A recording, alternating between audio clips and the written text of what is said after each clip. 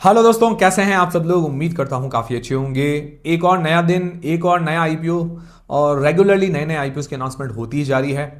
तो आज के इस वीडियो के अंदर हम रिव्यू करेंगे एक अपकमिंग आईपीओ KSH इंटरनेशनल का आईपीओ, जो कि 16 से लेकर 18 दिसंबर के बीच में ओपन रहेगा।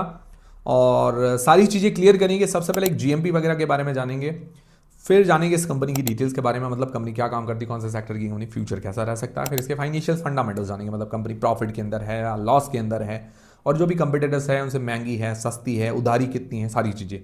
फिर इस आईपीओ की डिटेल्स अंत में जानेंगे, अप्लाई करना चाहिए नहीं करना चाहिए, करे तो लिस्टिंग इसके हिसाब से लॉन्ग टर्म के साथ सारी चीज़ें हम क्लियर करेंगे इस वीडियो के अंदर।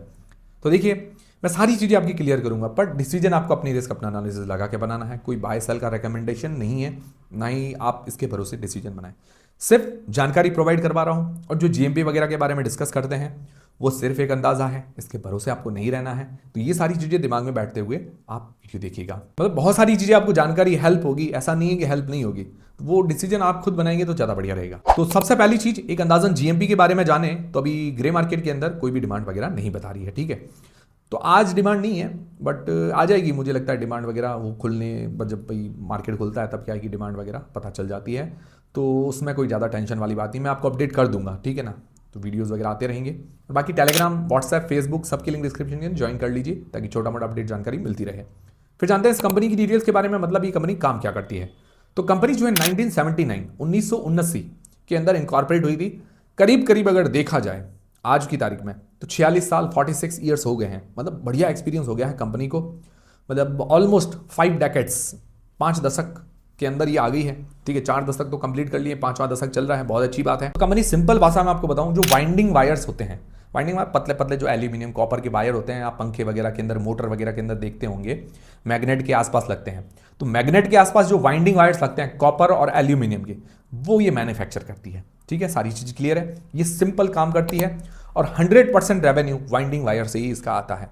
और डोमेस्टिक जो इसकी इनकम है 70% है, एक्सपोर्ट से 30% से ऊपर की इसकी इनकम है। और 24 कंट्रीज के अंदर ये एक्सपोर्ट करती है। एक्सपोर्ट इसका लगातार बढ़ रहा है, ये भी काफ़ी अच्छी बात है। दूसरी अच्छी चीज़, ये कैपेसिटी के अंदर थर्ड लार्जेस्ट है वाइंडिंग वायर्स के अंदर। कैपेसिटी मतलब जो प्रोडक्शन कैपेसिटी होती है उसके अंदर 8.47% इसका प्रोडक्शन कैपेसिटी, जितनी 100% इंडिया के अंदर मैन्युफैक्चर होती है उसका 8.47% ये कंपनी मैन्युफैक्चर करती है। और जो इसकी पीयर्स इसने मेंशन किए हैं, प्रिसीजन वायर्स, राम रतन वायर्स, वो फर्स्ट और सेकंड पर है। प्रिसीजन फर्स्ट, सेकंड नंबर पर राम रतन। और रेवेन्यू के हिसाब से इसका मार्केट शेयर देखें तो 13.7% का है, मतलब जो रेवेन्यू जनरेट कर रही है। तो काफी अच्छा है कि टॉप लीडिंग कंपनी अपने सेक्टर के अंदर। क्लाइंट्स की बात करें तो बड़े बड़े क्लाइंट्स हैं, NTPC, भेल, उसके अलावा और भी कई सारे क्लाइंट्स हैं। 3 मैन्युफैक्चरिंग फैसिलिटी है महाराष्ट्र के अंदर, एक और ये लगाने वाली है। ओवरऑल कंपनी का काम अच्छा नजर आ रहा है, सेक्टर के अंदर लीडिंग है, बढ़िया बात है। थर्ड लार्जेस्ट अभी कह सकते हैं। तो यहां तक तो अच्छी बातें नजर आ रही है। अब इसके फाइनेंशियल्स फंडामेंटल्स जान लेते हैं। फाइनेंशियल 2023 से 2025 तक दिए गए हैं, और 2026 के एक क्वार्टर के दिए गए, मतलब FY26 के। तो अगर एसेट्स के अंदर बात करें तो एसेट्स के अंदर साल दर साल ग्रोथ है, ऑलमोस्ट डबल हो गए हैं इसके एसेट्स, बढ़िया बात है। रेवेन्यू के अंदर देखिए तो रेवेन्यू के अंदर भी साल दर साल ग्रोथ है, रेवेन्यू भी ऑलमोस्ट डबल हो गया है। फिर बात करें प्रॉफिट आफ्टर टैक्स की, तो प्रॉफिट के अंदर भी साल दर साल ग्रोथ है, प्रॉफिट भी डबल से ज्यादा हो गया, ये भी काफी अच्छी बात है। मार्जिन निकाले तो मार्जिन ठीक ठाक है। पहले 2023 के अंदर 2.5%, 2.5%, 2024 के अंदर 2.7%, 2025 के अंदर 3.5%, और अभी एक क्वार्टर के देखें तो 4% के आसपास। तो बढ़िया मार्जिन अच्छे हैं, हर साल बढ़ रहे हैं। पर ये जो मार्जिन है कम है। अगर बाकी जो पीयर से कंपेयर किया मैंने, तो राम रतन के मार्जिन थोड़े से ज़्यादा है, और प्रिसीजन वायर्स के मार्जिन इससे थोड़े कम है। तो ओवरऑल देखा जाए तो लगभग सिमिलर टाइप ने जो पीयर्स के हिसाब से ही ये मार्जिन कर रही है। हो सकता है इसके अंदर जो मार्जिन है वो कम ही हो, प्रॉफिट के अंदर ही अच्छी बात है। बाकी इसकी नेटवर्थ बढ़ी है, रिजर्व्स इसके हाथ में 293 करोड़ रुपए के हैं, बोरोइंग्स 379 करोड़ रुपए की। ये जो बोरोइंग्स इन पर होती है, मुझे ऐसा लग रहा है कि भी जो कॉपर वायर, कॉपर एल्यूमिनियम वगैरह बाय करते होंगे, तो वहाँ पर कुछ उधारी भी रहती होगी, बाद पेमेंट भी होता होगा, क्योंकि कंपनियों का पेमेंट साइकिल होता है, इस कारण भी वो डेट रहता है इन पे। डेट टू इक्विटी रेशियो है 1.17 का। अच्छी बात ये लगी कि 226 करोड़ रुपए हमने आईपीओ से पे कर रही है, और आईपीओ के बाद डेट काफी कम हो जाएगा, ये भी काफी अच्छी बात है। बाकी फाइनेंशियली कंपनी स्टेबल नजर आ रही है, ज्यादा ऐसी चिंताजनक बात मुझे नजर नहीं आई। डेट है पर वो थोड़ा पे कर लेगी तो थोड़ा डेट कंट्रोल के अंदर आ जाएगा। ROE 22%, ROC 16%, बढ़िया है, 15% से ऊपर, अच्छी बात है। फिर इसकी वैल्यूएशंस निकाले तो इसका P 32 का निकल कर आता है, और अदर जो राम रतन है, प्रिसीजन है, उनसे ये छोटी कंपनी है। मतलब रेवेन्यू के मामले में कहें तो दोनों से आधी है रेवेन्यू के मामले, वो दोनों इससे दुगुनी कंपनियां हैं। P 40 से लेकर 50 के बीच में, इसका है 32। तो वैल्यूएशन P वाइज तो सही नजर आ रही है। प्राइस टू बुक देखें तो 7.31 का निकल कर आता है। अदर्स का प्राइस टू बुक देखें तो 4.5 से 5 के बीच में है।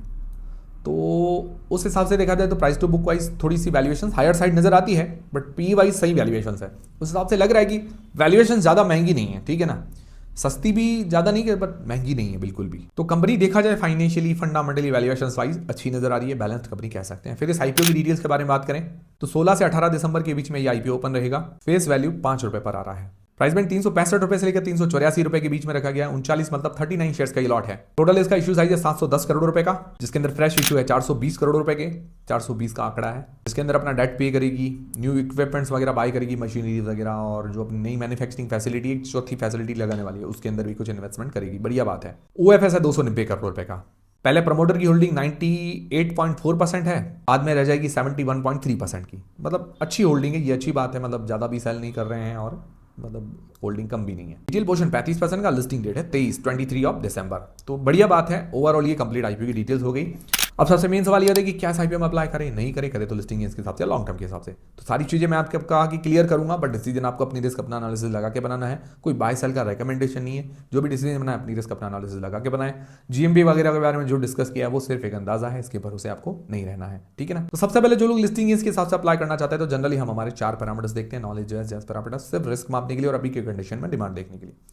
अभी जो जीएमपी बता रही है बड़ी ग्रे मार्केट के अंदर कोई डिमांड नहीं। उम्मीद है कि आजकल में इसकी डिमांड आ सकती है कुछ, तो उसके बाद इसके बारे में भी डिस्कस कर लेंगे। अभी जीएमपी में 0 पॉइंट मिलता है। वैल्यूएशंस ठीक है, पी वाइज तो देखा जाए तो सस्ती है, तो 0.5 to 1 रेटिंग, आधे से लेकर 1 के बीच में रेटिंग दे सकते हैं।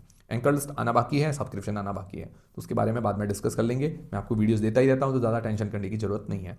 फिर लॉन्ग टर्म के हिसाब से जो लोग अप्लाई करना चाहते हैं तो पॉजिटिव्स नेगेटिव्स देख लेते हैं। पॉजिटिव में ये कि फाइनेंशियली कंपनी ठीक नजर आ रही है, रेवेन्यू प्रॉफिट के अंदर कंटिन्यूस अच्छी ग्रोथ है और मार्जिन प्रॉफिट वगैरह सब बड़े हैं। बाकी डेट है इसके ऊपर, बट आईपीओ के पैसे से थोड़ा बहुत पे कर लेगी, ये अच्छी बात है। बाकी इंडस्ट्री के अंदर 3rd लार्जेस्ट कंपनी है वाइंडिंग वायर्स के अंदर, ये बहुत अच्छी बात है। वैल्यूएशंस भी ठीक है। कस्टमर बेस इसका काफ़ी बढ़िया है, जैसे एनटीपीसी, भेल, और विदेशों के अंदर भी काफ़ी सारे क्लाइंट्स हैं। और बड़ी बड़ी जो कंपनियां हैं उनसे अवार्ड भी है, जो वाइंडिंग वायर्स की क्वालिटी के अनुसार उनको अवार्ड भी मिले हैं। बाकी इसका एक्सपोर्ट जो है वो इनकम लगातार बढ़ रही है, ये भी अच्छी बात है। और अपनी जो कैपेसिटी ये बढ़ा रही है, तो अच्छी बात है। कैपेसिटी बढ़ेगी तो रेवेन्यू के अंदर ग्रोथ आएगी। नेगेटिव्स क्या है? नेगेटिव्स देखिए, एक तो मुझे डेट लगा थोड़ा ज़्यादा, 1.17 का डेट टू इक्विटी रेशियो थोड़ा ज़्यादा है, बट आईपीओ के पैसे से पे कर रही तो थोड़ा डेट पर कंट्रोल हो जाएगा। बाकी जो कॉपर और एल्यूमिनियम के जो प्राइस है उसके अंदर मतलब वॉलेटाइल रहते हैं, वो ऊपर नीचे ज़्यादा होते हैं, तो उसके अंदर क्या कि मार्जिन पर इफेक्ट पड़ सकता है, तो ये एक थोड़ा दिक्कत है। बाकी एक चीज़ मुझे लगी कि 100% डिपेंडेंसी वाइंडिंग वायर्स पर, और कोई इसका प्रोडक्ट नहीं है, तो मतलब डाइवर्सिफिकेशन नहीं है। हालांकि ये नेगेटिव बात नहीं है, बट एक आपको जानकारी के लिए बता रहा हूँ, थोड़ा डाइवर्सिफिकेशन होता है तो कभी कभार क्या है, एक चीज़ थक जाती है तो दूसरा अपन उसको बढ़ा सकते हैं, ये चीज़ है। बाकी एक चीज़ पर फोकस होना भी कोई बुरी बात नहीं कि भाई एक चीज़ पर फोकस है और इस पर वो लीडिंग भी है टॉप 3 के अंदर, वो भी खराब नहीं है, ठीक है। मैंने बस आपको जानकारी प्रोवाइड करवाई है। ओवरऑल डिमांडिंग सेक्टर है, अपने सेक्टर के अंदर लीडिंग है।